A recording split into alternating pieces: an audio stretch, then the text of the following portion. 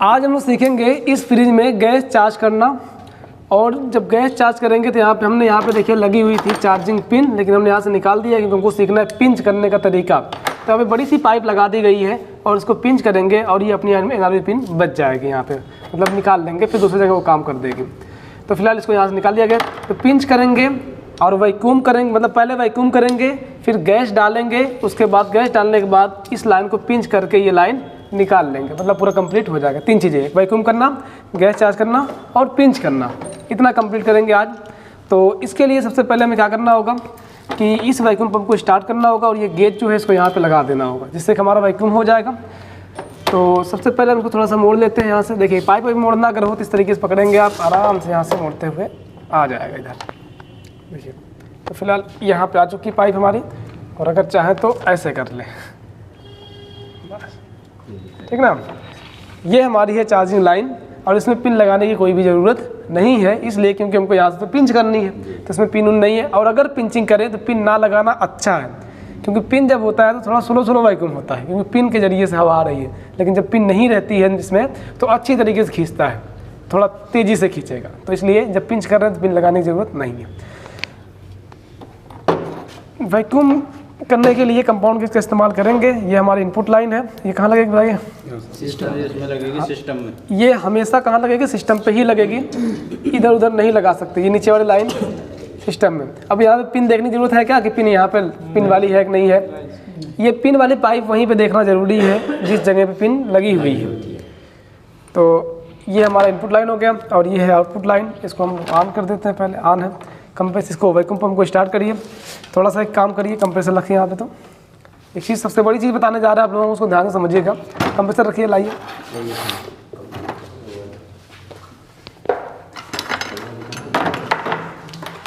Workshop compressor लाइए ना वहाँ।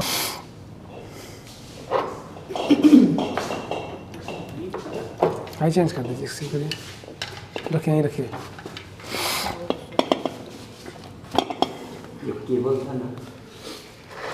सब है। क्यों निकाल दिए? इसी से चलाना है ना हमको, इसी से चलेगा। और क्या।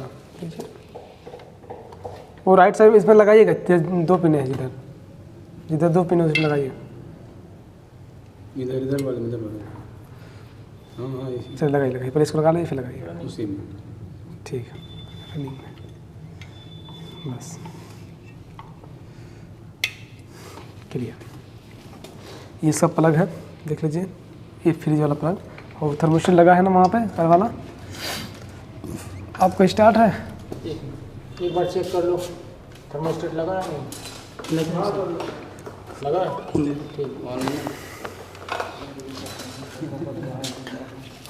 ठीक। चालू करें? रुक रहिए। अब यहाँ पे ध्यान से समझिए, हमारे पास 2 वैक्यूम पंप हैं, मतलब कि एक कंप्रेसर वाला वैक्यूम पंप है और एक प्रोफेशनल वैक्यूम पंप है। तो कंप्रेसर का वैक्यूम बनाने के लिए, अगर आप बनाना चाहते हैं तो बनाने के लिए आपको ये जो चार्जिंग लाइन है, मतलब चार्जिंग लाइन को पिंच कर देना है, या सक्शन को पिंच कर देना है, एक को बंद कर देना है, और सक्शन पे लगा देना है आपको NRV पिन, और डिस्चार्ज पे लगा देना है एक NRV पिन। तो इससे हम लोग प्रेशर चला सकते हैं और वैक्यूम कर सकते हैं, लेकिन वैक्यूम नहीं करना है। वैक्यूम देखिए, इसका इस्तेमाल बस आपको प्रेशर चलाने के लिए ही करना है, कंप्रेसर से कभी भी वैक्यूम नहीं करना है।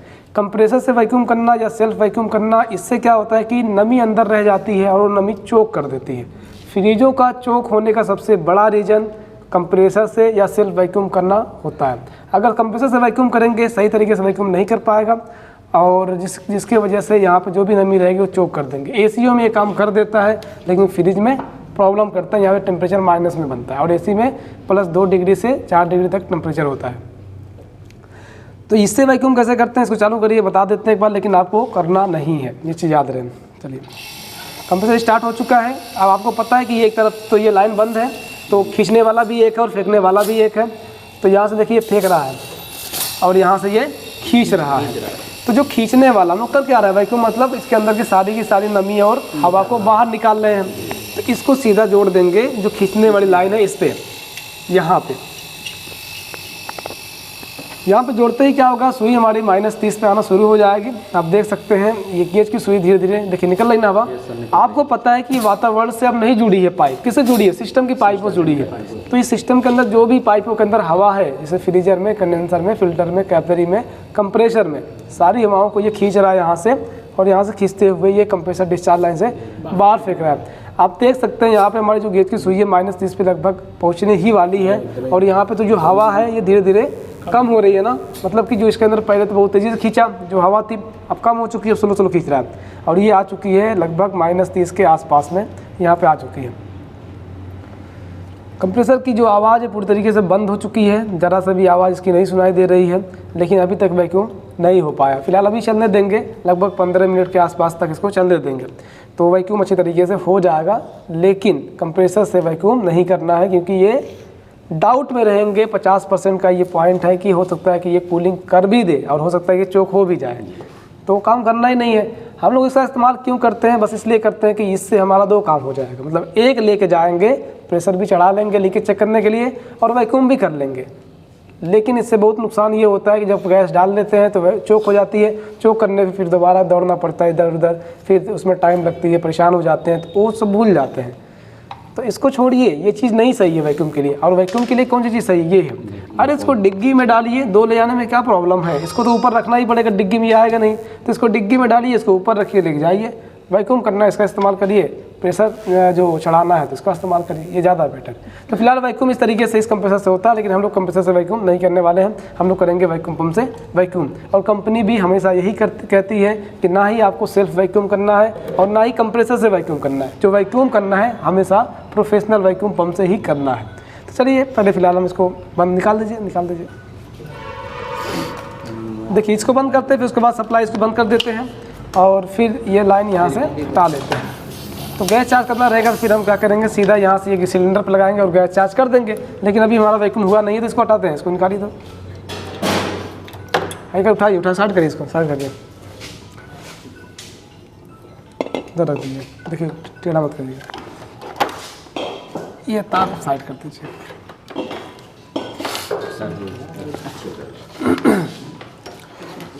तो हाँ, कंप्रेसर को अगर उल्टा करके अगर मतलब नहीं तो उसका आर गिर जाएगा ना, आर गिर जाएगा। ये हम करेंगे स्टार्ट करिए इसको, वैक्यूम पंप स्टार्ट करिए। वैक्यूम पंप स्टार्ट हो चुका है, और यहाँ से देखिए खींच रहा है, और यहाँ से ये फेंक रहा है। तो इसमें क्या करेंगे, सीधा ये पाली पाइप जो हमारी है इसको डाल देंगे यहाँ पे। अगर गेज बंद है तो फिर गेज को खोल देंगे, गेज बंद करके भी यहाँ पे कर सकते हैं और गेज खोल के भी कर सकते हैं, कोई भी दिक्कत यहाँ नहीं है, क्योंकि ये प्रेशर थोड़ी चल रहा है, वैक्यूम हो रहा है। तो फिलहाल हम गेज को खोलते हैं। अब देखिएगा इसकी पहचान भी हो जाएगी, कंप्रेसर से वैक्यूम की पहचान भी नहीं हो पाती हो गया या नहीं हो गया, लेकिन वैक्यूम पंप से इसका वैक्यूम का पहचान भी हो जाता है। कहने का मतलब अगर इसको खोला जाए, इसकी आवाज़ अगर कम ज़्यादा नहीं हो रही है, इसका मतलब वैक्यूम हो चुका है। अगर कम ज़्यादा हो रही है तो वैक्यूम नहीं हुआ। देखते हैं, बढ़ गया ना। अभी बहुत सारी हवा इसके अंदर है, यह हवा नहीं तो नमी है, और वो नमी निकलने में टाइम लगेगा। और जब हम इसको बंद करेंगे और फिर खोलेंगे तो इसकी दोनों की आवाज़ सेम हो जाएगी, मतलब चेंज होगी ही नहीं अगर आवाज़, तो मतलब वैक्यूम पूरी तरीके से हो चुका है। तो वैक्यूम करने के लिए थोड़ा सा इसको खोल देते हैं और वैक्यूम करते हैं अच्छी तरीके से। लगभग 15 से 20 मिनट का टाइम लगता है वैक्यूम करने में, और वैक्यूम अच्छी तरीके से हो जाता है। सुई -30 में आ जाती है, इसका मतलब इसके अंदर की सारी हवा निकल चुकी है। लेकिन उसके बाद भी हम लोग चलाते हैं इसलिए ताकि जो अंदर की नमी है वो भाप बन के अच्छी तरीके से बाहर निकल जाए। इसमें जिन लोगों को कुछ डाउट हो पूछें, उसके बाद और आगे बढ़ा जाएगा। जो चीज़ें ना समझ में आई हो,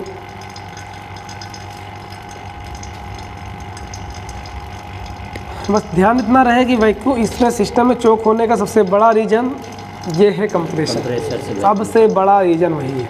वैक्यूम पंप का इस्तेमाल करेंगे, 90% आपकी ये प्रॉब्लम ख़त्म हो जाएगी। दूसरी चीज़ सब लोग ध्यान समझिए, मान लीजिए किसी वजह से हमने इसमें जो भी प्रेशर ये ब्रेजिंग वगैरह करी है एकदम सही है, परफेक्ट है, सब कुछ ठीक है, लेकिन हमने अच्छी तरीके से वैक्यूम भी कर लिया 20 मिनट तक लगभग, उसके बाद भी सिस्टम में गैस चार्ज किए तो चोक हो गया। और वैक्यूम भी हमने इस वैक्यूम पंप से ही किया है, तब भी कभी कभार चोक हो जाता है। तो उसका जो रीज़न है वो ये है कि ये जो कंप्रेसर है इसका आल गंदा हो चुका है। आल ख़राब होने की वजह से वो आल उठ रहा है और डिस्चार्ज जरिए से जा करके वहाँ पे चोक कर रहा है। तो हम सिंपल क्या करेंगे, इसके कंप्रेसर को निकालेंगे, आयल बदलेंगे दोबारा से फिर से वैक्यूम करके गैस चार्ज करने प्रॉब्लम सॉल्व हो जाएगी। ये चीज़ याद रहे हमेशा आप लोगों को। ऑयल जब कभी पुराना हो जाता है कंप्रेसर का तो भी चोकिंग होती रहती है। सर इसका ऑयल तो सक्शन से निकालेंगे, सक्शन से निकालेंगे। सक्शन से ही डालेंगे। हाँ,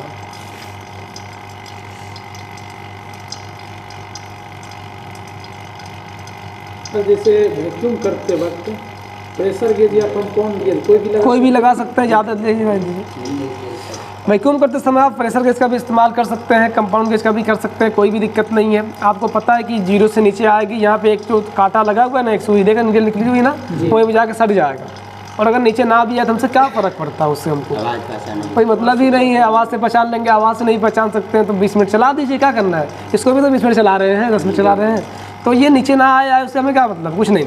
लेकिन बात ये है कि इसकी जो रीडिंग स्टार्ट होती है ये 10 से स्टार्ट होती है। 10 का मतलब क्या है कि ये पॉइंट जो 10 है, मतलब 50 से स्टार्टिंग है ना, 50 लिखा है, फिर 100 लिखा है, फिर 150, फिर 200। इसकी जो छोटी छोटी लाइनें हैं ना वो 10-10 पॉइंट की है। अगर आप इसमें थोड़ी सी भी गैस चार्ज करते हैं तो इस पॉइंट पे आ जाएगा, और ज़रा सा भी नीचे आई तो 8 हो जाएगा, और ज़रा सा भी ऊपर गई तो 11-12 हो जाएगा, और हमें वो दिखेगा ही नहीं कि ऊपर नीचे है या नहीं है, तो वो क्लियर नहीं कर पाते हम लोग। तो इसके लिए क्या करते हैं कि अगर फ्रिज में डालना तो इसका इस्तेमाल तो नहीं करेंगे, क्योंकि हम गैस जब डालेंगे तो या तो 15 PSI पहुँच जाएगा या फिर 5 PSI रहेगा। 10 PSI पे रोकना बड़ा मुश्किल है, क्योंकि ये थोड़ी थोड़ी ऊपर जाने का मतलब 2-3 PSI ऊपर नीचे हो जाएगा। इतनी बारीक बारीक सुइयाँ हैं ना, 10-10 पॉइंट की सुइयाँ हैं, 10, 20, 30, 40, 50 तब आ रही हैं। चलिए वैक्यूम पंप से वैक्यूम करने के बाद अगर चोक होता है तो उसकी पहचान और रीडिंग गैस की सेम रहती है? चोक होता है तो वो कैसे पहचान? -30 पे आ जाएगा। अगर चोक होगा तो ये सुई जो है ना 10 PSI पे गैस डालते हैं, 10 PSI चला और -30 पे आ गया, या -30 से उठ ही नहीं रहा है, मतलब चालू की हुई तो वो आ गया -30 में, अब गैस चार्ज करते जा रहे हैं। आपको ऐसा एहसास हो गया कि हमने गैस पूरी की पूरी डाल दी है, बॉटल भी ख़त्म कर दी, उसके बाद भी ऊपर नहीं चढ़ने वाली, क्योंकि वो चोक हो चुका है। इसमें गैस की नुकसान एकदम है, क्यों नहीं है। तो प्रेशर गैस से अगर आपको गैस डालना है तो AC वगैरह इसमें गैस ज़्यादा बढ़ती है, प्रेशर ज़्यादा होता है, उसमें आप लोग वैक्यूम करिए और गैस चार्ज करिए, कोई भी दिक्कत नहीं है। फ्रिज में डालना है तो फ्रिज में इसका इस्तेमाल मत करिए, क्योंकि इसमें बहुत ही कम मतलब वो रीडिंग से इसको वैक्यूम ज़्यादा करते हैं तो ऑपरेटर में जो लाइन होती है सबकी पहचान वो ज़्यादा करने से वो सुपर थोड़ी जाएंगे। अब याद रहे, देखिए ये बहुत सारे लोग पूछते हैं, आप लोग भी पूछ रहे हैं और भी लोग पूछते हैं कि अगर ज़्यादा वैक्यूम करें तो उसकी जो एवापोरेटर की लाइन है, मतलब एवापोरेटर पिचक तो नहीं जाएगा कहीं, ऐसे सिकुड़ तो नहीं जाएगा, तो ऐसा कुछ भी नहीं है। आप 4 घंटा चला दीजिए, वैक्यूम पंप उसको पिचका नहीं सकता, क्योंकि वो मेटल है।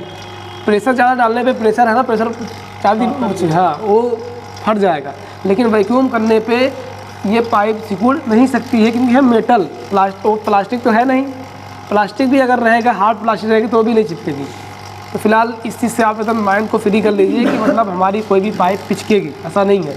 कितना भी देर तक अगर आप वैक्यूम करते हैं, किसी भी पाइप को कोई भी नुकसान नहीं, और भी अच्छा है, जितना ज़्यादा वैक्यूम करेंगे उतना ही अच्छा है कि उसके अंदर की उतनी नमी और हवा अच्छे से निकल जाएगी, कोई भी नुकसान नहीं। सर इसका प्रयोग कहाँ पे करेंगे? इसका प्रयोग प्रेशर चलाने के लिए, कंप्रेसर प्रेशर चेक करने के लिए करेंगे। हाँ, फिर से चेक करते हैं कि वैक्यूम हमारा हो गया या नहीं हो गया, तो हम चेक करते हैं यहाँ से। आवाज़ सुनिएगा उसकी, कुछ नहीं बदली ना, फिर खोलते हैं देखते हैं, कुछ नहीं बदली, मतलब कि वैक्यूम हो चुका है। तो हम लोग अब यहाँ पे गए, चाहे कितना टाइम लगा, 5 मिनट 10 मिनट लगा होगा, कितना लगा होगा? 8-10 मिनट लगा होगा। याद रहे हम लोग फील्ड में 5-5 मिनट में भी गैस चार्ज किए हैं, क्योंकि इसी तरीके से पहचान करके। अगर जान लीजिए ये बंद कम ज़्यादा आवाज़ होना बंद हो जाए, इसका मतलब वैक्यूम हो गया, अब उससे ज़्यादा चलाने से कोई मतलब है नहीं, क्योंकि वैक्यूम हो ही गया, इसका नमी उमी निकल चुकी है। देखिए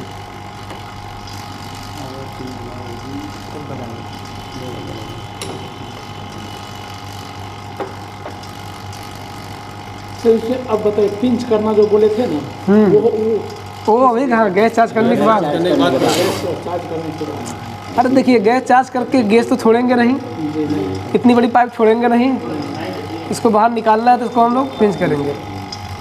थोड़ा सा पीछे हो जाइए, दोनों लोग पीछे होइए, हाँ बस ठीक है। तो वैक्यूम हो चुका, बंद किया जाए। तो वैक्यूम फ़िलहाल हमने यहाँ पे 10 मिनट ही किया हुआ है, क्योंकि वैक्यूम ये बता रहा है कि हो चुका है, तो हम इसको बंद करते हैं, मोटर बंद कर दें और उसके बाद वैक्यूम पंप को बंद कर देंगे। याद रहे पहले इसको बंद करना है, फिर इसको बंद करना है, अगर पहले इसको बंद कर देंगे फिर इसको बंद करना चाहेंगे तो जो हवा है अंदर चली जाएगी। तो फिलहाल ये बंद है, वो बंद हो गया। अब हम इस वाले लाइन को यहाँ से हटाएंगे, वहाँ पर रेडियो पे लगाइए कंप्रेसर पे। अगर आपको कुछ डाउट लग रहा है कि हो सकता है कि लीकेज वूकेज हो, अगर मान लीजिए कुछ किसी वजह से लग रहा है डाउट, आपने प्रेशर लगा के चेक नहीं किया, तो आप थोड़ा रुक जाइए 15-20 मिनट। अगर ये गेज की सुई धीरे धीरे ऊपर जाती है इसका मतलब लीकेज है, अगर नहीं जाती है तो सही है, ऐसे ही पहचान सकते हैं। लीकेज होगा तो ऊपर जाएगी, इसलिए क्योंकि यहाँ से इसके अंदर का जो प्रेशर है ना निकाल दिया गया है, और अगर कहीं पे भी लीक रहेगा तो ये बार की आवाज़ इसके अंदर जाएगी और ये से गेज की सुई धीरे धीरे जीरो की तरफ जाएगी, क्योंकि यहाँ का जो प्रेशर है उससे कम प्रेशर यहाँ पे है जी। पाइप के अंदर। तो अब इसको कितनी देर में चली जाएगी लीकेज होगा तो? अरे यार चाय पानी पिएंगे तब तक बोलने में जरा काफ़ी लगाइए तो टाइम पास हो जाएगा। चीनी चपाती दूध से अरे बस बस बस बस चीनी चपाती दूध, वहाँ जाकर बनाएंगे चाय हाँ? कि फ्रिज बनाएंगे। ठंडा ज़्यादा रहेगा चाय बना ठीक है, यहाँ पे आप ध्यान दीजिएगा, ये जो अपना गेज ये गैस है, गैस कौन सी डालेंगे कोई भी? हाँ, जो कंप्रेसर पे डाला गया है वही गैस डालेंगे। अगर मिल जाए हमारे फ्रिज में हाँ अपना फ्रिज के सब कंप्रेसरों में सेमिंग गैस पड़ता है 134। नहीं नहीं, सब पे लिखा रहेगा अलग अलग। हमारे फ्रिजों में 3 गैस इस टाइम पड़ रही हैं। एक है R134 है जो सबसे ज़्यादा पड़ रही है, उसके बाद है R600 है, ये भी इसके बाद पड़ रही है, लास्ट है हाइड्रोकार्बन HC, इसको बोलते हैं HC हाइड्रोकार्बन। तो ये इसके हाँ हाइड्रोकार्बन, तो जो हाइड्रोकार्बन है ये एकदम लास्ट, मतलब कि सबसे ज़्यादा कौन पड़ रही है 134, उसके बाद 600, उसके बाद हाइड्रोकार्बन। सर हाँ बताइए सर, जैसे अभी इसमें 134 गैस भरा हुआ है, अगर ये 134 गैस हम जब वैक्यूम करने के बाद में भरेंगे, हमारे पास नहीं है, तो क्या हम उसके जगह पे दूसरी जैसे हम दूसरी हाइड्रोकार्बन डाल सकते हैं। डाल सकते याद रहे ये जो हमारी गैस है R134 गैस है, और R134 की जगह पे पूरी की पूरी हाइड्रोकार्बन डाल सकते हैं, और हाइड्रोकार्बन की जगह पे पूरी की पूरी 134 गैस डाल सकते हैं। पूरी की पूरी मतलब समझ रहे हैं? नहीं, पूरी की पूरी मतलब ये है, ऐसा नहीं कर सकते हैं कि ये 134 हमने डाला और 50% पड़ी, ख़त्म हो गई पूरी गैस तो ला के हाइड्रोकार्बन उस पर डाल दें। नहीं, 50% ये हो गया, 25% ये हो गया, डिसबैलेंस हो गया, वहाँ नुकसान कर सकते हैं। जो भी डालेंगे एक ही गैस डालेंगे, इन दोनों से एक्सचेंज कर सकते हैं, लेकिन दोनों पूरा होना चाहिए। आपने थोड़ी सी गैस चार्ज की, ये खत्म हो गया, आपके पास हाइड्रोकार्बन है तो उस गैस को उड़ा दीजिए, दोबारा से वैक्यूम करिए और हाइड्रोकार्बन पूरी की पूरी गैस चार्ज कर दीजिए। ऑयल चेंज करना ही नहीं है, ऑयल वही रहेगा, पॉलिएस्टर ऑयल ही। दूसरी चीज़, अगर आपको किसी वजह से R600 गैस डालनी है इसमें, और इसमें पड़ी है हाइड्रोकार्बन या फिर 134 पड़ी है, तो आप सीधा उसके ऑयल को निकालिए, नया ऑयल डालिए, कौन सा? पॉलिएस्टर ऑयल जो उसके लिए है। उसके बाद फिर सॉरी ये 600 डालनी है, तो उसमें ऑयल के बेंजाइन या मिनरल ऑयल पड़ता है, तो वो डालिए, उसके बाद 600 गैस चार्ज कर सकते हैं। तो याद रहे ये जल्दी हमारी ये जो ऑयल है ना मिलता नहीं है, 134 का ऑयल जल्दी मिल जाता है। तो अगर किसी सिस्टम में मान लीजिए 600 गैस पड़ी है, तो उसका ऑयल अगर नहीं मिल रहा है तो उसके सिस्टम के ऑयल को निकालिए और 134 का ऑयल डालिए और पूरी की पूरी 134 ऑयल डाल दीजिए, और उसका भी प्रेशर कितना रहेगा? ये रनिंग प्रेशर रहेगा 8 से 10 ही रहेगा, ठीक है ना। तो फिलहाल हम लोग यहाँ पे गैस चार्ज करना शुरू करते हैं। R134 गैस डाल रहे हैं तो कंप्रेसर पे रहना चाहिए ना कि R134 गैस का? ये देखिए यहाँ लिखा हुआ है R134 गैस है ना, 134 134। अगर इसमें सर दूसरा गैस डालेंगे हाँ तो फिर ये चलेगा नहीं, कंप्रेसर स्टार्ट में नहीं चलेगा, तो फिर हम तो उसके लिए क्या ऑप्शन है? तो ऑप्शन दूसरा गैस डालना चाहते हैं तो फिर ऑयल चेंज करना पड़ेगा ना। नहीं, जैसे ये लिखा हुआ नहीं है किसी कारण बस ये मिट गया, ऑयल चेंज करिए, यहाँ पे देखिए, वहाँ पे देख लेंगे, वहाँ पे भी लिखा रहेगा, वो भी मिट गया, ये भी मिट गया, तो ऑयल बदलिए, 134 का ऑयल डालिए, वही गैस डाल दीजिए, बस हो जाएगा। इसके साथ जो ऑयल भी डालने का सिस्टम तो इसी तरह रहेगा? नहीं, उसका तरीका बताया जाएगा कि कंप्रेसर निकालना पड़ेगा फिर होगा। चलिए उसको बताएंगे आगे चल के। अभी तो सिलेंडर को उल्टा कर लेते हैं। हाँ 134 गैस पड़ी हो या फिर HC गैस पड़ी हो, इन दोनों में हम ऑयल नहीं चेंज नहीं करेंगे, एकदम नहीं करेंगे, वही ऑयल दोनों के लिए है, खाली 600 के लिए करेंगे, सिर्फ 600 के लिए करेंगे। हाँ 600 अलग है, ये दोनों आपस में मिल जाते हैं, मिल जाता है बस, मतलब कि इसके जगह पर डाल सकते हैं, उसके जगह पे ये डाल सकते हैं, और दोनों का प्रेशर सेम है, 8 से 10 वो भी है, 8 से 10 ये भी है, और उसका प्रेशर कितना है? 0 PSI है, रनिंग प्रेशर। हाँ -1 से 0 है। तो इसको गैस खोलते हैं। गैस आप लिक्विड फॉर्म में भी डाल सकते हैं और वेपर फॉर्म में भी डाल सकते हैं। तो फिलहाल लिक्विड फॉर्म में डालना ज़्यादा अच्छा होता है, तो हम इसको खोल देते हैं। अब याद रहे, ये जो वाल्व है अगर आप यहाँ से निकाल लेंगे तो सारी की सारी गैस उड़ जाएगी, इसलिए क्योंकि इस वाल्व को खोलने पे गैस निकल रही है और जिस वाल्व को बंद करने पे गैस निकल रही है इसका मतलब उसके अंदर पिन है, उसको निकालेंगे तो पिन उठ जाएगी, गैस नहीं निकलेगी। ये सब ध्यान देना होता है, वरना सारी की सारी गैस बर्बाद हो जाती है। खोलते हैं, गैस निकल चुकी है। यहाँ पे ऐसे पकड़ लीजिएगा, पूरा दिखाइए, दूर से दिखाइए, पूरा दिखाइए, पूरा फुल दिखाइए, सर खुला हुआ रहेगा। उधर से दिखा दीजिए, नहीं ना तो इधर से। चलिए, दिख रहा है? चलिए, यहाँ पे देखिए ये सिलेंडर अपना है। और अब सबसे पहले क्या करेंगे, खोल देंगे इसको?